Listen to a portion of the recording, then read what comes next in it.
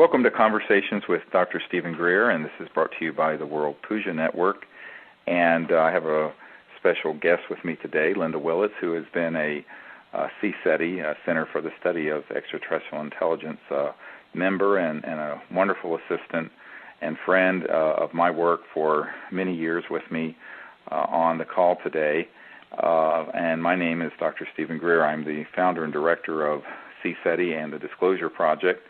And we're going to talk today about the nature of consciousness and why the development of higher states of consciousness is so important to communication and contact with advanced civilizations from other star systems, and why that's important and how those technologies work. And it's going to be a very interesting discussion, and Linda Willits will be here with me to discuss this because she has been present at so many of the important events where we've had important encounters with these visitors using consciousness and technologies related to them. So thank you very much, Linda, for being here. Thank you. Well, I'd like to sort of start off by sort of introducing the topic, and I think what people get most confused about is when we say consciousness, we're not talking about what you're aware of, but the actual nature of the conscious mind. And in this sense, we're talking about the pure, unbounded component of awareness that everyone has experienced at some point. Is sort of the space between the thoughts, as it were, or the samadhi state, where you're just aware of awareness, just pure awake mind. And that state of awareness, which has had many names over the years in various traditions, is the nature that everyone has within their own conscious mind. And we have found with the Center for the Study of Extraterrestrial Intelligence that it's really the Rosetta Stone of universal communication. And the reason for that, I think, is that any civilization that's going faster than the speed of light, their entire communication and energy systems, in fact, their entire spacecraft, crosses out of linear space-time into this non-local aspect of the cosmos, and their communication systems must use this nature of consciousness in order to be effective. That conscious mind, because of its nature, is omnipresent. It means that the mind itself is always everywhere. And it's sort of like what Erwin Schrödinger said, who was the father of particle wave theory that became quantum mechanics. He said the total number of minds in the universe is one, and that is, it's a singularity. And so as you sit listening to this interview, think about the fact that you're hearing the words, but the conscious mind that's hearing them is this one light of consciousness that's shining within all people, within all beings, but also within all things, and it's an omnipresent field of conscious intelligence. And that's what we're talking about, and the experience of it and then the utilization of it, very specifically with technologies and techniques we've developed, is very key, because we have found, and we've had this confirmed by military and top-secret people who've worked in studying the extraterrestrial spacecraft that have been retrieved over the years, they have found that, in fact, their technologies interface directly from thought to the machine. So it's not even about touching some dials. It's about they think, and there's an actuation of that command in the spacecraft for guidance or for traveling through space. Very, very advanced technologies, and we're going to get into that and why it's so important that we understand this. And I want to tell a little anecdote about this. Back in the 90s, when I was briefing President Clinton's first CIA director, R. James Woolsey, we had a dinner that was set up, well, at least that was the cover story for the meeting. And at this meeting, the CIA director, Dr. Woolsey, his wife, Dr. Woolsey of the National Academy of Sciences, came, and the conversation initially was about policy and secrecy and all the things we've dealt with at disclosureproject.org. But after a while we were having dinner together, the wife of the CIA director, Dr. Woolsey, said to me, well, how do they communicate through all this vastness of space? But she was smart enough to realize that if you just take our Milky Way galaxy, which is the galaxy that our sun, our star system is in, it's 100,000 years across. That's the distance that a beam of light goes, traveling at the speed of light, 186,000 miles every second for 100,000 years. It's a big distance. But that's just one galaxy amongst billions of galaxies in the cosmos. And so the question becomes, how do you communicate or travel through those sort of distances? But she was specifically asking about communication. And I said, well, look, even if it was from a star system relatively nearby, say 1,000 light years away, which is only 1% of the distance across the Milky Way galaxy, our home galaxy, if you were using an AT&T cell phone or any other speed of light type of communication system, for you to say to your spacecraft that's visiting Earth, hello, how are you doing? And for them to say, oh, fine, how are you? That just took 2,000 years, 1,000 years each direction at the speed of light. And so it's obvious, anyone who analyzes this, that the speed of light is just too damn slow. And what that means is that when you really look at the evidence, and we have put together at disclosureproject.org this positive proof that we're being visited, that has been kept very secret. And part of the secrecy has to do that the disclosure of this information would upend a lot of paradigms, both scientific, orthodox religious, energy, all of it. And this part of it is, in a sense, one of the deepest held secrets, and that is that these advanced civilizations understand the non-local, omnipresent nature of consciousness, and that thought, coherently directed, can interface with a machine, a type of communication device, and communicate that information across vast distances of space instantaneously. And so I always joke, well, the Moody Blues weren't too far wrong when they said thinking is the best way to travel. But in this sense, it's literally affected by a machine, a technology that these extraterrestrial civilizations have. And we have found with our work with the Center for the Study of Extraterrestrial Intelligence, which you can see what we're doing there at CSETI.org, that in fact this state of pure consciousness and the experience of it, and then using specific techniques to learn how to remote view and communicate, is key to being able to interact with these visitors, because it's their technologies are using that type of technology, that kind of communication all the time. So I think that's where people need to really think about that for a moment and realize that what many people might relegate to metaphysical or mystical considerations is actually a very important scientific and diplomatic consideration, since we are now being visited by these advanced civilizations and they are obviously wanting us to communicate back, that it may not be done through radio telescopes and through walkie-talkies, but it may in fact be done through really more advanced concepts and technologies. So that's just sort of as an introduction, and I don't know, Linda, if you have some questions or things to add at this point. Well, what I'd just comment on is we've seen that so many times in the field when we'll see a light in the sky that could possibly maybe be a satellite, and we'll think to it. We'll just think to it. If you're not a satellite, do something anomalous, and occasionally it will suddenly do a zigzag, or it'll turn around and go in the other direction, or something indicating that it was an ET craft and they were tuned into us. Yeah, that's a very good point, and a lot of people who we take on these expeditions are kind of astonished. You can see when we do these at CSETI.org, or in fact we're doing one in Colorado in late June and early July, and another one at Mount Shasta over Labor Day for a week, and another one up in Joshua Tree National Park, and also Palm Springs in November. And we've had such astonishing encounters, some very close encounters, and there is a high degree of interactivity with thought. I remember one time in England, we were actually on Marconi Hill, which is in Wiltshire, where Marconi sent the first telegram, in fact, and it was part of the Royal Trust lands, but we were up there and had permission to use it.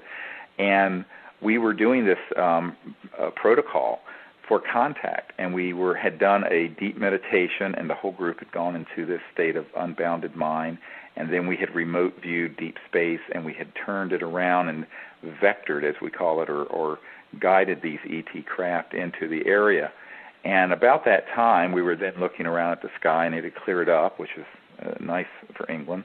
And suddenly, there was a very bright object that came over. It looked like it could have been a very bright satellite. My intuitive remote viewing of it was that it wasn't. But there were some left brain engineer type guys there, and they said, oh, it's a satellite. And I said, well, let's ask it to do something a satellite absolutely can't do, because perhaps it isn't. So we sent that thought to it, and at that instant, I mean not 5 minutes later, but instantly, it stopped and made a right-hand turn and went shooting off into space. And everyone's mouths dropped open, and I said, see, this is what can happen. And it's exactly the sort of thing we've had happen literally hundreds of times over the last decade or two. And it illustrates how precisely thought can interface with these advanced extraterrestrial beings and their spacecraft, because their technologies all the time are scanning through that energy field that some have called astral or thought or conscious, as easily as you and I pick up a cell phone or a regular telephone and call each other.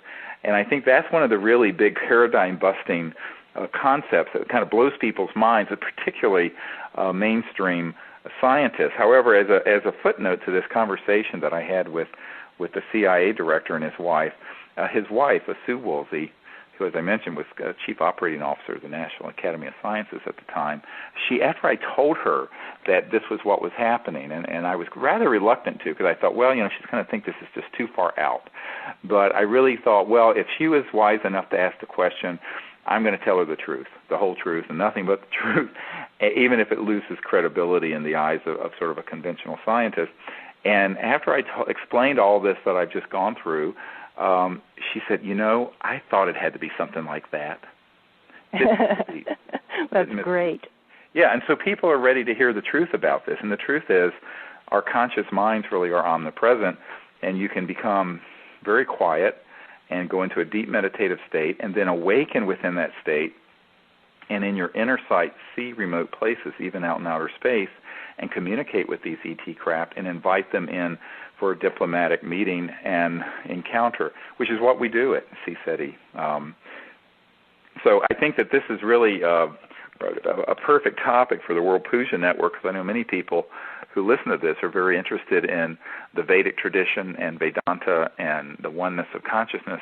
And this is a direct outgrowth of that, and it's really a very ancient knowledge, but it's also a universal knowledge. It's the universal communicator between civilizations, is this non-local nature of the conscious mind that's omnipresent, that all of us have folded within us. And, another thing I've really noticed, and obviously you have too at our trainings, that when we do our night field work and we've been in this meditative state and communicating in consciousness with the ETs for several hours, and always when we're ready to leave the field, we stand in a circle and you say a few words of goodbye and good wishes to us before we all retire for the night, and the ETs are included in that. And many, many times the ETs will do some goodbye manifestation to us, like remember the twin white crafts that arced over us at Mount Shasta that time. Oh yes, that was beautiful. In fact, we were in a circle at the end, and there was, I think, Venus in the east and Mars in the west, or vice versa, but they were perfectly east-west, male-female planets, and we were making this circle, and it was just a perfect night and crystal clear, and we were standing in the shadow of Mount Shasta there, and we did this, and there were 2 ET spacecraft came across the sky, lit up. You could actually hear them moving through the air. And they came right overhead, connecting one planet in the east to the other one in the west, side by side, as if to simulate a shooting star. But they covered the entire horizon to horizon in just a couple of seconds. It was astonishing, and virtually everyone saw it. It was breathtaking. And this kind of interactivity happens just almost all the time on these expeditions, and it really is proof of the fact that they totally understand and utilize and respect this nature of consciousness, and that's why it's such a key part of what we have to evolve into as a civilization, is this new paradigm of understanding the true nature of the conscious mind, and that it's a universal field of awareness. What I love about it is that it isn't just about us going into consciousness and communicating with them, and they wait for that. These ending manifestations that they give us show that they're so in tune with us, and they initiate things. They initiate communications with us as well as vice versa. Absolutely, and I think this is one of the things that has astonished so many people who have been on these expeditions, and actually it's so exciting for me. I mean, it's what keeps me doing this year after year for the last 18 years, is that it's such a beautiful thing to see how we have had ET craft at times literally in the field with us, at other times flying over, but there is this strong connection to interactivity and with consciousness, and particularly when the whole group gets into resonance. It's sort of like Sheldrake's morphogenic field. When everyone reaches a certain resonance of consciousness, there is this often an amazing manifestation of an extraterrestrial vehicle, even an extraterrestrial being. We have had ET life forms that have appeared outside our circle, walking around, and then dematerialized and vanished. And for some people that might sound kind of unnerving, but for us it's just so wonderful. And it's the whole purpose. Our whole purpose for the CSETI is to create an understanding and then an action plan for interplanetary peace and interplanetary communication that's leading to a time of universal peace, because I think that's clearly the time that we're in. But in order to get to universal peace, we have to find this state of universal awareness within us, and that is the first step in being able to be an ambassador to the universe, which is what we call our training program. And I think that this is something that everyone can do. I think one of the big mistakes people have made is to think, oh, well, you've got to be, a guru in a cave for 40 years. And this simply isn't true.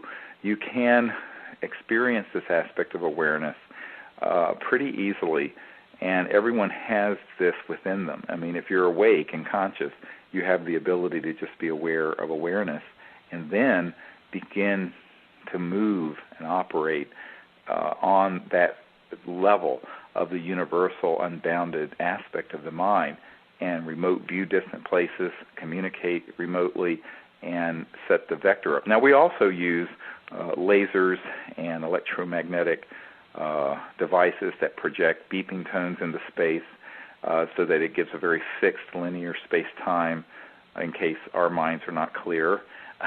But, so we do use other modalities when we're out there, and they are very effective. And interestingly, we often will have interactivity through light or through the lasers, and also through the electromagnetic devices, which we actually had happen recently.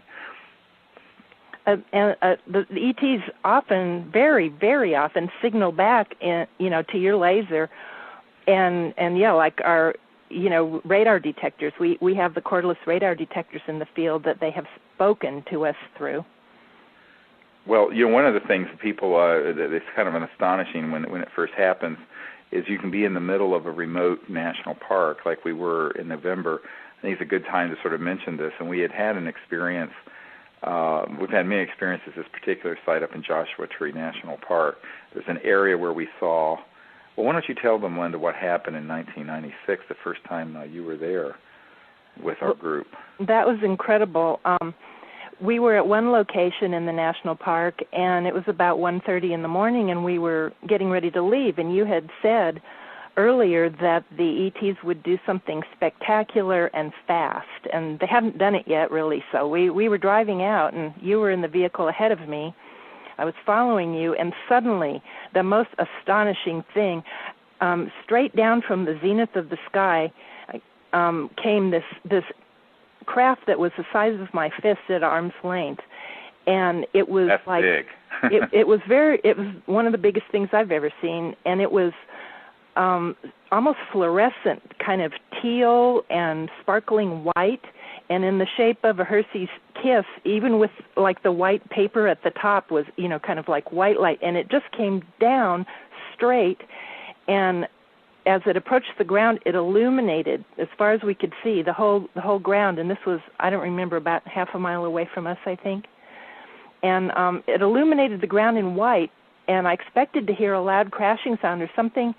It just, when it shifted phases, went into the ground, and you spotted the exact spot, and we drove to it very quickly, and about 15 of us saw that.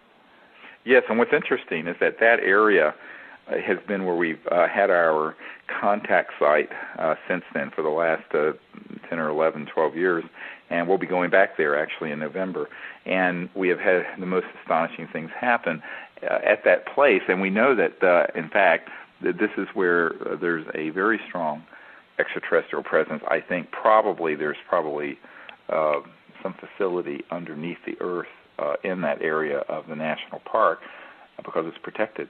And I think that when we look at this whole question of how extraterrestrial civilizations might choose to communicate with us, we have to kind of get out of our anthropocentric, human-centered view of things that are locked into early 21st century technologies, because we're dealing with civilizations that are hundreds of thousands to perhaps millions of years more developed than we are. By virtue of the fact that they're traveling easily through interstellar distances, they're not going to be using, Exxon Jet A fuel. They're not going to be using fossil fuel energy systems. They're not going to be using electromagnetic communication systems that go at the speed of light, because it would be impossible to communicate through the distances of interstellar space. So you have to really begin to open the mind scientifically and analyze and question, how then might they communicate? How then might they interact? And it'll be in, as Dr. J. Allen Hynek said, who is initially an Air Force astronomer debunker of all this and later became a big advocate of it. He said it's just a lot of high strangeness, and yet it makes total sense when you begin to look at it from the point of view of the vastness of space and the fact that linear communication and linear travel is just too slow. You can't go interstellar at anything at the speed of light or lower, nor can you communicate. So when you begin to accept that as a fact and begin to then think, well, what then might be the various manifestations of a higher extraterrestrial civilization's technologies and how they might choose to interact and communicate, you really go beyond what I call the crossing point of light. You go beyond this light barrier, like we went beyond the sound barrier back in whenever it was, the 40s, 50s. I can't remember when we broke the sound barrier with a jet. But now we're talking about going past the light barrier. And the crossing point of light is when you begin to realize that most of what exists in the cosmos is resonating at frequencies beyond the speed of light, and that includes what some call the whole astral field energies and etheric, but also thought, consciousness, and all of that.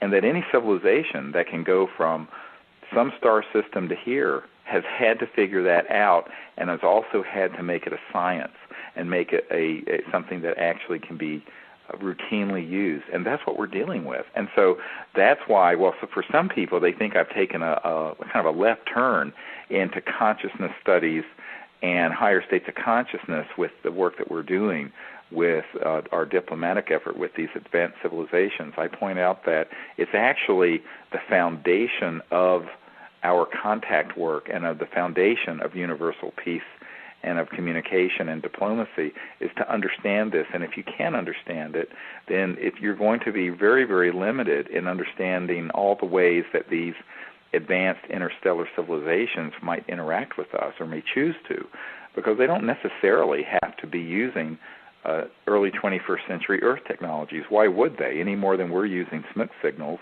to communicate from Los Angeles to New York? I mean, we're not using smoke signals anymore. So I think that we have to be open-minded about this. And I think that this thing opens this whole question then, how do we develop that ability? And we're going to talk about that in the next half hour or so, is that, how do we get from understanding this sort of as a grasp or an intellectual understanding to then being able to practice it?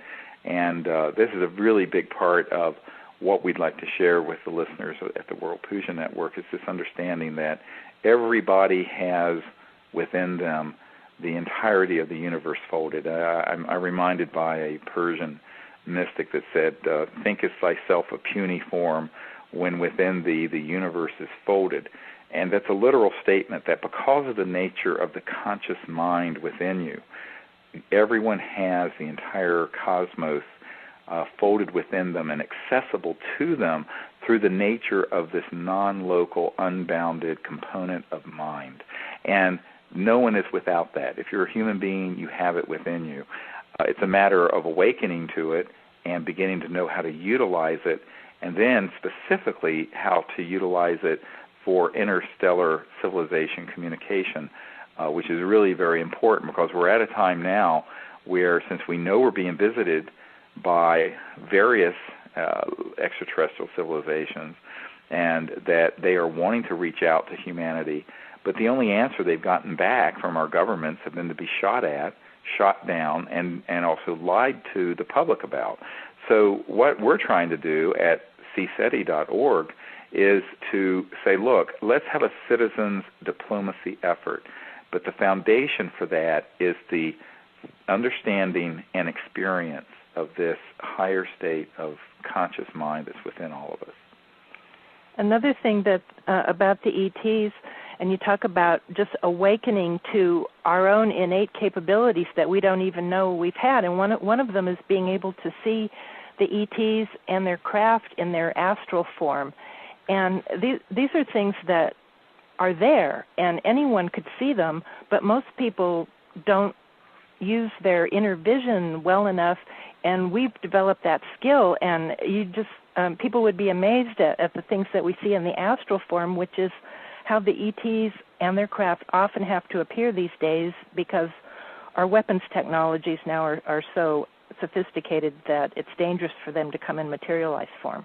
Yeah, we often will see these phases between being completely materialized and solid and then dematerializing. Well, one example I'd like to share is a couple of years ago we were at this contact site we have in Joshua Tree National Park, and where we'll be going again in November. And what's interesting is that we had been in this circle in our meditation, and I was doing a guided meditation. And we were at this point where we're doing sort of a healing meditation and prayer for the earth and for universal peace. At that moment, a craft emerged from the area where we had seen this one land in '96 into the desert. And in fact, it was so bright it lit up the whole desert then. But it was in the air about 15 to 20 feet above us. And it appeared and was completely materialized. It came over the west side of the group, just above one of the Joshua trees at that side of the circle. And it had the strangest sound to it. It was like wow, wow, wow, wow, wow, wow, wow, wow, wow, like that. And it was so close that if I stood on my chair and jumped up, I probably could have touched the underside of it. And then it got to the other side of our circle, so we're talking 30, 40, 50 feet, and dematerialized, literally vanished in thin air. Well, it didn't vanish. It was still there. What it did is that its resonance frequency shifted back across the crossing point of light, beyond the speed of light.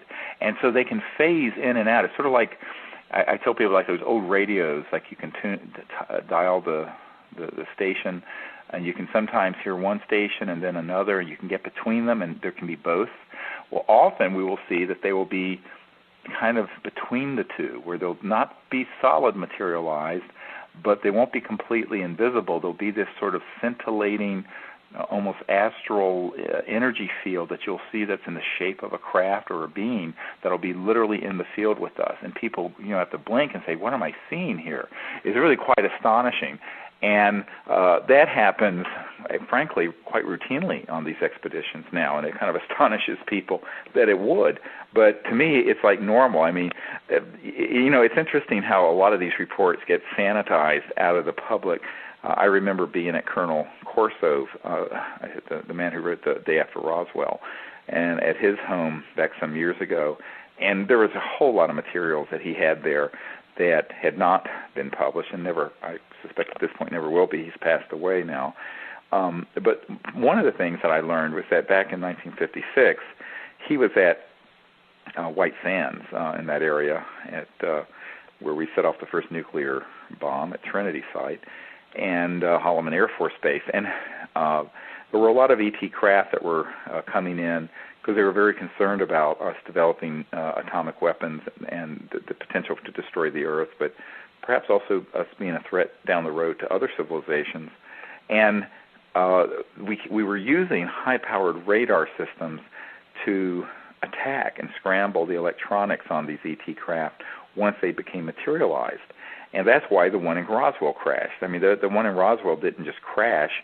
It was actually targeted with these electromagnetic type of weapon systems that have been developed and have been known in classified programs since at least the 20s and 30s. Well, Corso saw one of these come in on radar and then saw it come down out in the white sands out on the range far away. So he hopped in his Jeep, went out there, and he saw this craft that was disc-shaped, and it was completely shining, metallic, present. And then it would suddenly vanish, and all he would see would look like a heat wave, a sort of a swirling like you see a mirage when it's really hot on a road, but you could see straight through it. And then it would totally rematerialize and then do that, and did it back and forth, as if it was teaching him about the nature of their technologies. Finally, it stayed materialized, and an ET being appeared outside of it with one of these little communication devices, and that communicated directly through thought to Colonel Corso, and basically asked the Colonel to switch off these high-powered radar systems that had been designed to interfere with the electronics of these ET craft. And Colonel Corso, being a brash young military guy, said, "Well, what's in it for me?" And the ET said, "A new world, if you can take it." Very poignant story, happened 52 years ago this summer. And you think about that, and I tell people, well, it's time that we take it now. It's time that we accept this entirely new paradigm and understanding, not only that we're not alone in the universe, but what we have to do in terms of conscious evolution to become part of this interstellar family that's, I think, ready to welcome us with open arms as soon as we quit acting like crazy people shooting at them.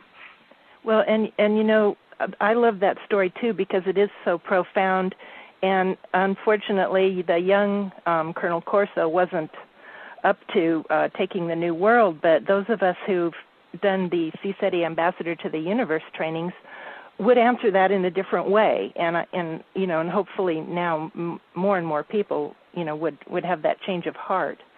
But you know, another thing that brought to mind was how the ETs use like positive reinforcement in the things that we do to encourage us to go in different directions. Like, remember the first time that you ever, during a meditation and prayer for the healing of Earth, which you do quite often, invited the ETs to join us in that, and that was in Mount Shasta in 1999. And as soon as you got to that part of the meditation, one of the members of our group heard the words in his head, "Look up," and there was this enormous ET craft moving over us.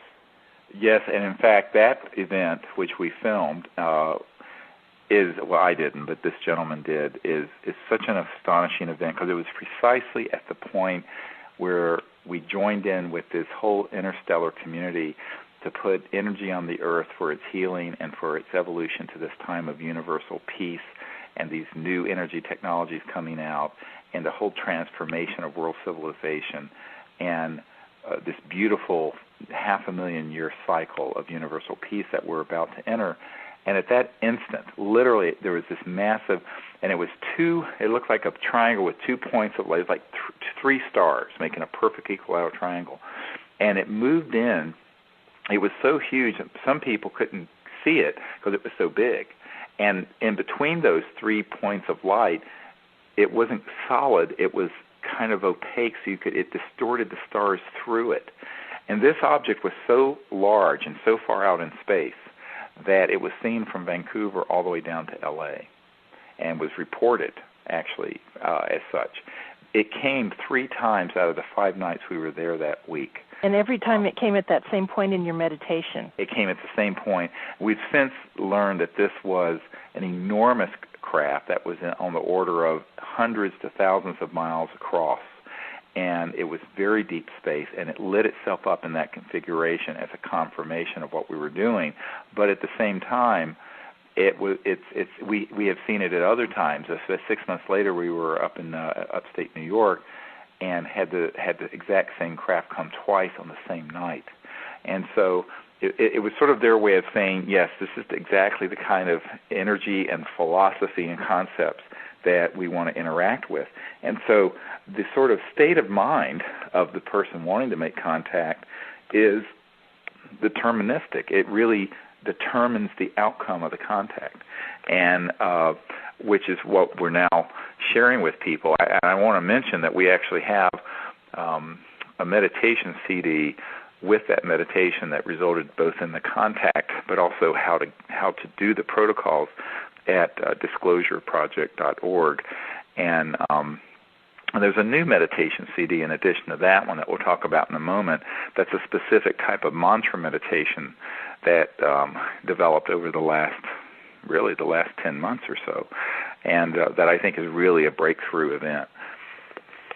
That was absolutely incredible. And right before we get to that, I also wanted to mention that not only are we meditating and going into deep consciousness to communicate with the ETs, but this consciousness work that we're doing also potentiates others in the world to create change. So we're working on the earth and the universe as well as just communicating with ETs. Right, and we also do a lot of prayer and meditation for our leaders and for the people on the planet right now to be guided.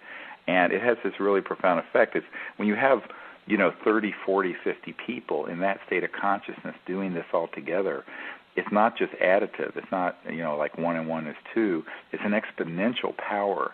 And that's why I tell people when we do these expeditions and do this together for an entire week out under the stars in these beautiful places, it results, I think, in a potentiation for the good future that is clearly the destiny of humanity and of Earth. So back to what you had alluded to about the breakthrough in the use of the mantra that was revealed to you back in June of 2007. And this is just incredible. It's something that had been lost for thousands of years, and it was revealed to you, and you have brought it to us. And like you mentioned, we do have a double CD on that topic. And why don't you tell that story? Well, this happened very spontaneously. I mean, many people, I have to say, before I was an emergency doctor, I was a meditation teacher and had become quite a student of the Vedas and also Sanskrit. Actually used to tutor people in Sanskrit. And we were doing a type of a mantra meditation, and a mantra is just a thought sound. It's a thought that has a certain resonant quality that allows the mind to relax and stay lightly focused on it, so that you go into deeper and deeper and deeper levels of consciousness until you find yourself in just pure consciousness, and that's the state of transcendent consciousness or samadhi. And I've been doing this since I was a teenager, actually, and have had extraordinary experiences in this that I talk about in my last book called Hidden Truth, Forbidden Knowledge, which is at disclosureproject.org.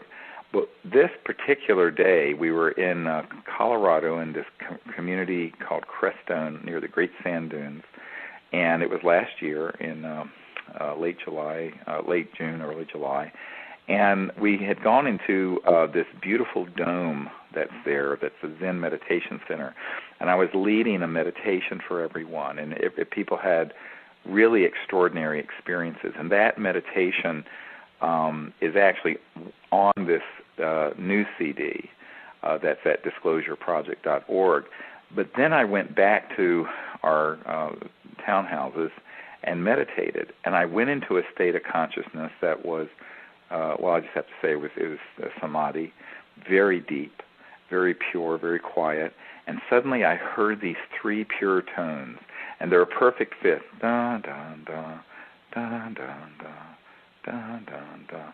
And they were emerging from this unbounded being, this unbounded mind, as these three pure tones. And I'm not musical at all, so you'll forgive me.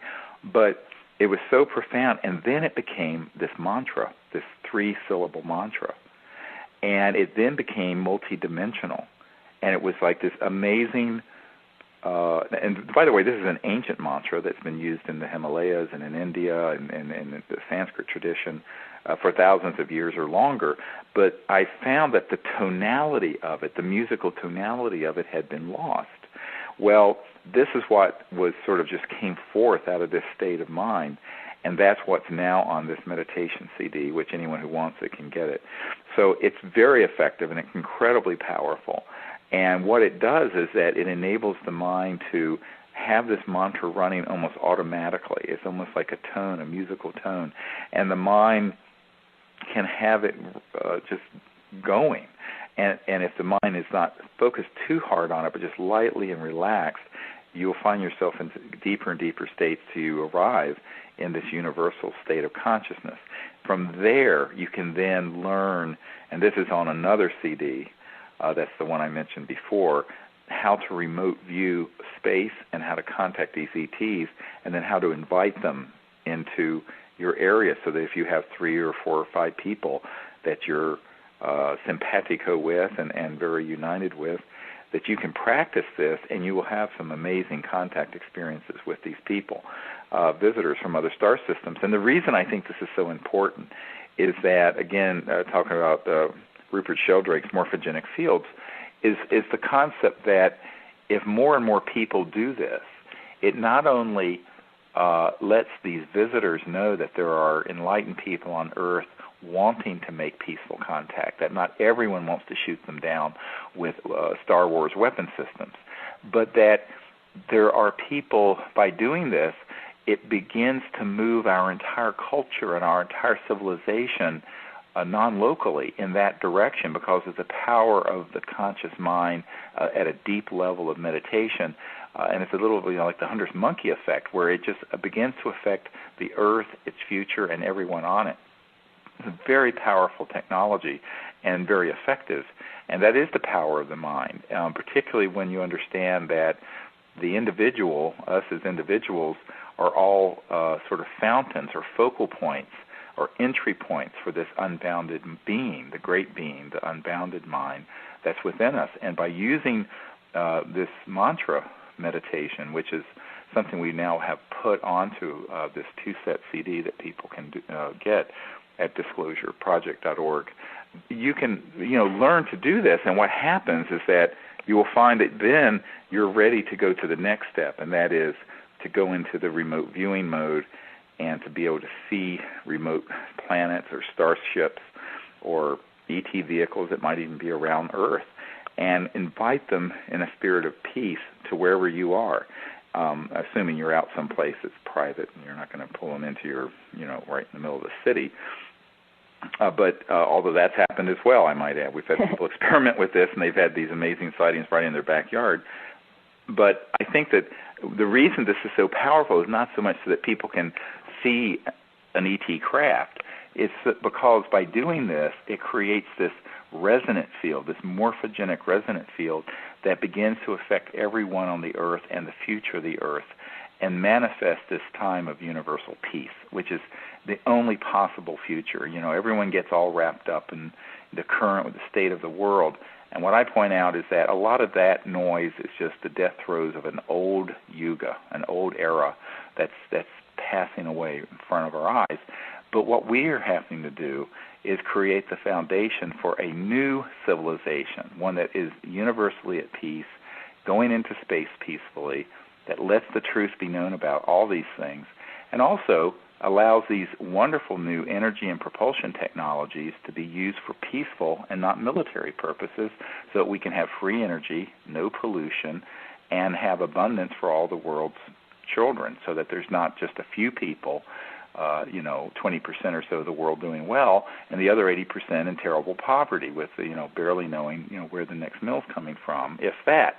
So I think that all of this is very connected, and it happens first on the level of thought and consciousness. What I really love about the mantra having a tone or tune is that it sticks in your head, like usually some really lame radio commercial or something, ditty would stick in your head, and instead you've got a mantra in your head. It's very calming, but I always think, just imagine if people all over the world had that mantra running through their minds, what a nicer world we'd have. Well, and it's a very powerful technique for transcendence, for going into this unbounded state of awareness. And as a meditation technique, it's very powerful. And what I point out is that what we're doing with CSETI is, where most people think the ending of the process is the beginning for us. In other words, the arrival at the state of pure mind and samadhi, then we go into the remote viewing mode, and then from there, after we see and remote view these ET civilizations or spacecraft, then we vector them or guide them into our location by a series of imaging, which I call coherent thought sequencing, which is in a meditation set that is at disclosureproject.org. And the purpose of that is so that we can actually make open, peaceful contact. And what's amazing is that if people will do it with a pure heart, with an open mind, without fear, and in a state of really wanting to manifest this state of this universal peace, what's beautiful about it is that we have never been disappointed. I mean, we do this 4 or 5 weeks out of the year where we go, sometimes 6 weeks out of the year where we go all over with groups of ranging from 25 to 50 people, and we have never been disappointed. And I'm convinced that these extraterrestrial civilizations are really eagerly awaiting more and more people. Imagine if millions of people started understanding this and doing it. Well, there's no power on Earth, there's no government on Earth who could then stop it, because it's just not able to be stopped when enough people do it with that intent. And that is just an amazing thing. And after you had that revelation about the mantras in June of 2007, then we went to Joshua Tree National Park again in November of 2007 and had the most amazing experience. And once again, it happened at the end of our field work when we were leaving the field. Right. And you've called it now the Orion Transmissions. Yes, so this is really interesting. At CSETI.org, we actually have these up. But it was a very, very unusual thing that happened towards the end of that meeting. This was just 6 months ago or so at Joshua Tree National Park, and we had a rose quartz sphere, which is very powerful sort of connection electromagnetically, and we always have a set of electromagnetic devices. We have, as Linda mentioned, a portable laser radar detector that we keep out in the field. Sometimes we'll have magnetometers and other electronic sensing devices, because often these craft, when they're about to approach, they will send out bursts of energy that will set those detectors off. Even though they're not particularly high-tech, they're very effective. And, of course, we're always out in areas way far away from any man-made sources for that. And this particular night, we were breaking just at the very end, and I was doing a specific technique in consciousness, connecting to the ETs, and holding this, it's about a 2 or 3 inch diameter rose quartz sphere up with one hand. In my other hand, I was doing sort of energy work pointing towards the Earth. And all of a sudden, the detector started going off. And it started going off in a very anomalous set of tones and rhythms. And this went on for 20-some minutes. I don't know exactly how many minutes. Yeah, amazing. This was not just a short thing. And I then realized that I could tune it. And as I turned around, I realized that the tones that were coming through this whole bioelectromagnetic field from space to us and to the Earth and to everyone on the Earth was coming out of Orion.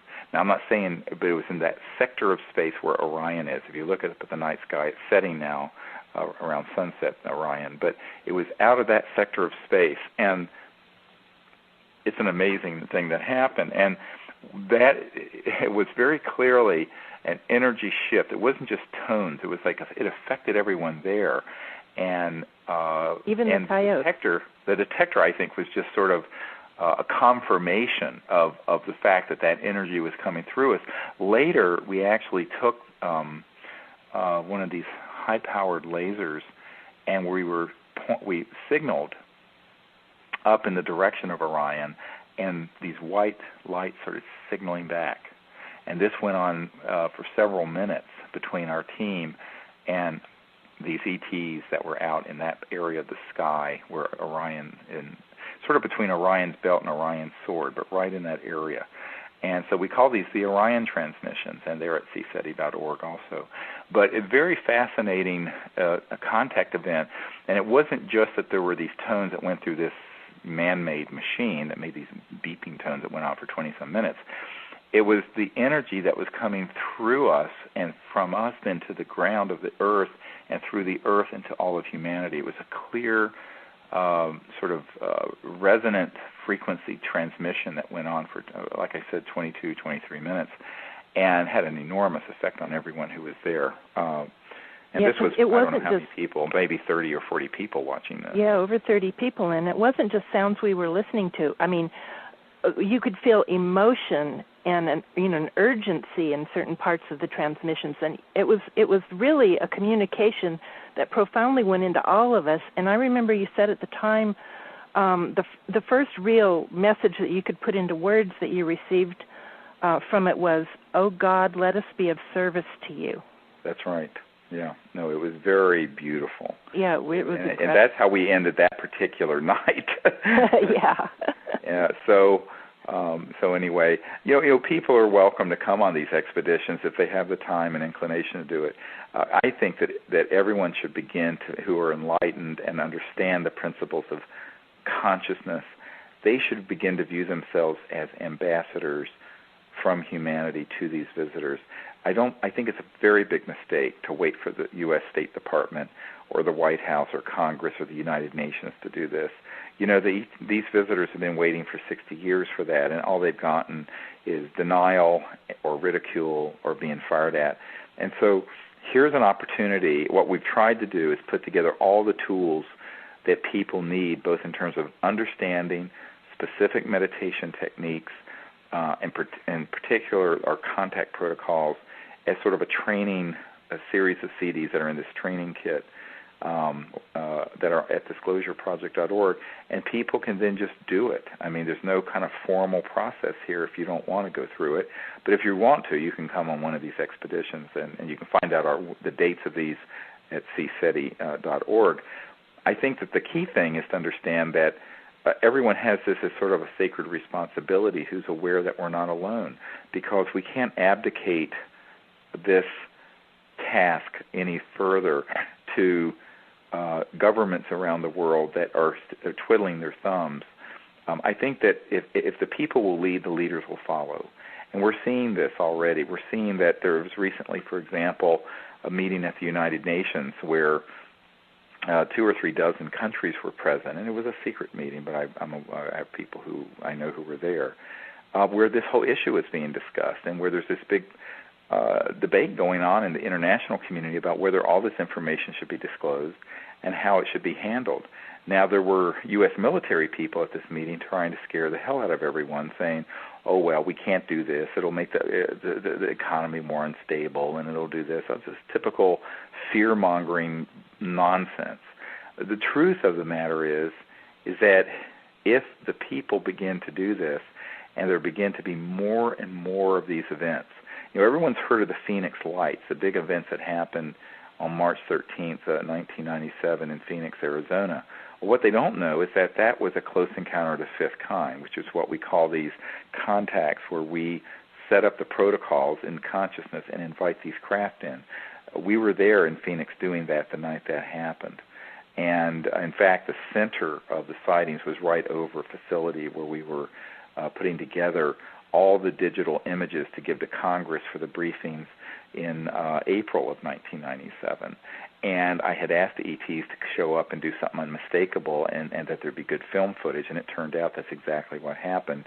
And so what you find is that if enough what would happen if thousands and even millions of people began to do this? I think you would find that the truth would have to come out, the technologies would have to come out after the truth that we're not alone. And when these technologies come out that deal with new energy, free energy, anti-gravity, then we're not going to have oil. We're not going to use oil. We're not going to use coal. We're not going to have 80% of the world in poverty. This will be the tide that will lift all ships, and this is what has been suppressed and kept secret now for decades, at least 60 years and maybe 100 years. And I think that what has to happen is that people have to learn about this, but not just stop with the passive learning. They need to go into action. And this is a way that everyone can learn to be an ambassador, a citizen ambassador to these visitors and be an ambassador to the universe. And I invite everyone listening to look seriously into that and take that on as a really a sacred responsibility of this generation that's being ignored right now. And this is something we can all do. Well, I can only say that you actually, and CSETI have been the source of some of the most profound and delightful learning experiences of my life. Yeah, it's been wonderful having you with us, Linda. I have to tell everyone listening, Linda has been such a great help overall. She's really been key to us doing this work and helping with all these efforts, not only for disclosureproject.org, but also CSETI for the last 11 years or so. And I think that without Linda, we wouldn't have been able to do a lot of this. So I want to thank Linda Willits for all of that help. Well, it's been an absolute pleasure for me. Well, I think that one of the things I would like to say sort of in conclusion is that if people will begin to study this whole area of how consciousness and how we have within us this universal field of consciousness and we can develop it, and how that it can then be an applied consciousness science where we can use it for the good. We can use it for the transformation of the earth. We can use it for making peaceful contact with these visitors. And we can create this wonderful time of universal peace for this planet. This is something that is not a question of if it's going to happen. The only question is when and how and who. And I always say people have misinterpreted this thing where, they say, well, many are called but few are chosen. I don't think it's that at all. I think it's many are called but few choose to answer the call. That's the correct translation. And so people have to realize this is a planet of free will. We have to choose to be at service for something this important and this far-reaching. But if we do, we'll just be delighted with the kind of wonderful and amazing things that will happen not only in our lives but in the world. And we're seeing this now.